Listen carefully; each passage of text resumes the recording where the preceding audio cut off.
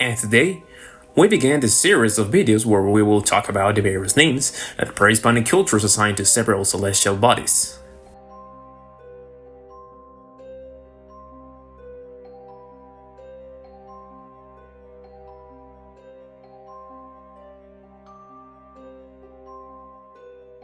Very little in the sky has changed since pre-Hispanic times.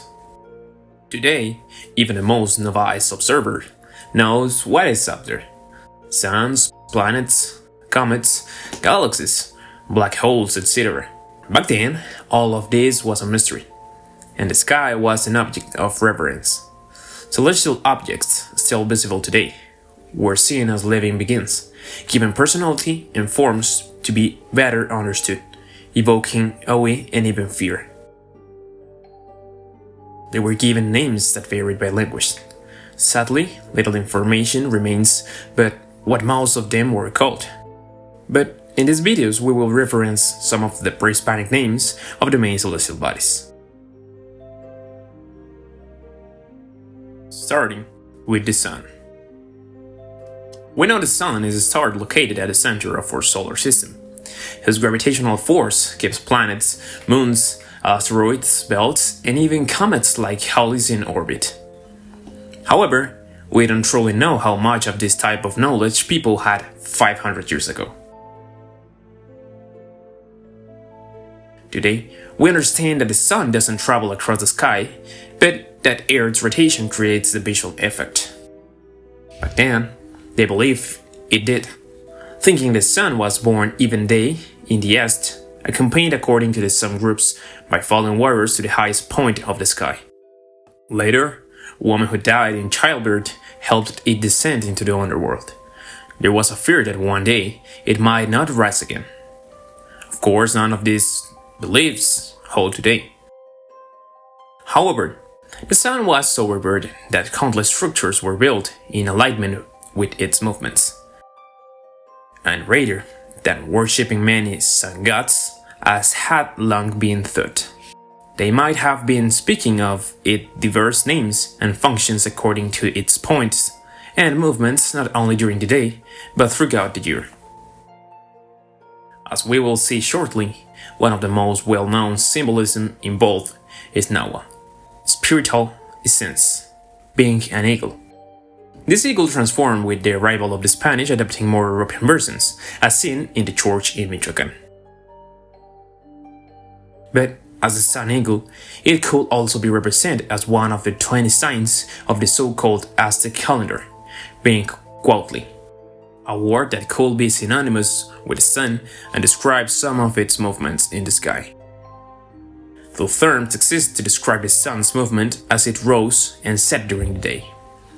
It was called Cuautleco when it rose in the east, and as it descended, it was called Cuauhtémoc, the descending eagle.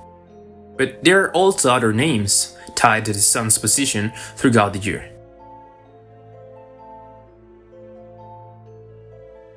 If we observe the sun rising in the east, it appears to move to a different position each day, gradually forming an imaginary path in the northern hemisphere, where Mexico is located. Where the sun reaches its farthest point north, we have what we now call the summer solstice. When it reaches its southernmost point, we have the winter solstice, and when it rises at the center, we have the spring and autumn equinoxes. When the sun reaches in the southernmost limit, the Mexicans call it Huitzilopochtli, the hummingbird of the sud.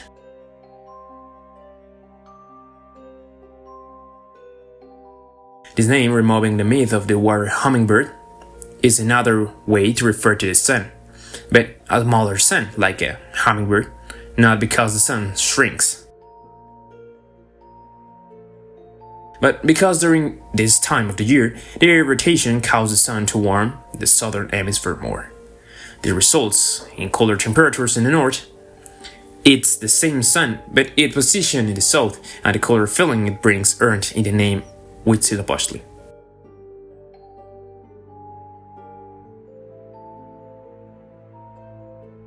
Another name for it was Piltzintecutli, the Prince Sun or the Young Sun. There are different versions of who its parents were. Some say it was born of the first human couple, others that it was born of Huitzilopochtli or Tonatiuh. Regardless, this is a sun that rises each day, considered young because the heat and sunrise isn't the same as at noon. We've already mentioned it, one of its most well-known names, Tonatiuh, which some interpret as meaning Tona, heat, and Thiu, to do, translating to make heat. Many believe Tonatiuh is a central figure in the so-called Aztec calendar. However, recent theories suggest it represents the face of the earth, Tlaltecuhtli. Whatever, or not, it is the face.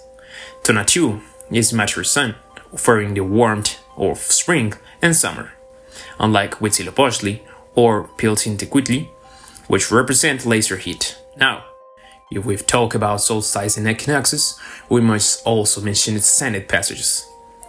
When the sun is directly overhead, it creates phenomena of light, visible at places like Teotihuacan, Xochicalco, or Monte Albán. At that precise moment, the sun was called the sun-eagle butterfly.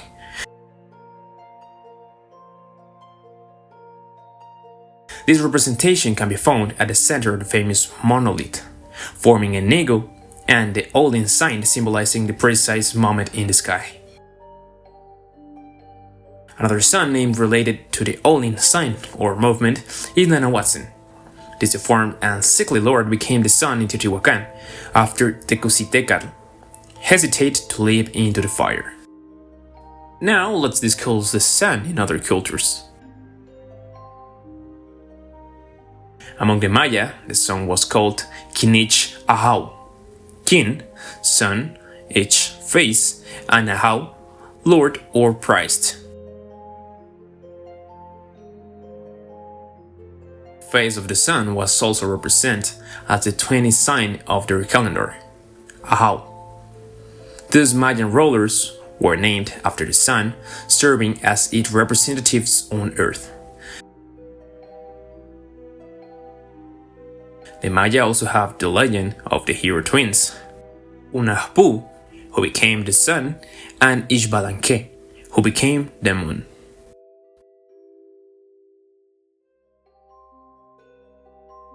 In Purépecha culture, the sun was called Curicuare, the sun but also the god of war, bringing material prosperity, similar to Kinichao.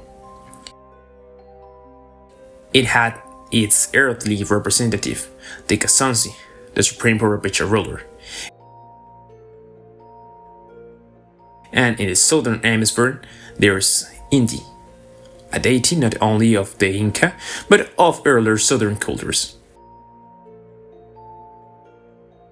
Inti was created by the supreme deity Viracocha on an island in Lake Titicaca, with the moon Quilla as its counterpart.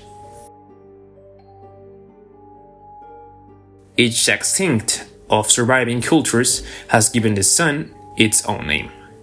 The names mentioned here were just some of the pre-Hispanic denominations given to the sun. Many of these names were humanizated by the various cultures, as we've seen. Although the sun obviously had no human form, some of its ancient names, lost forever, can still be appreciated as expressions of its movements and position over time.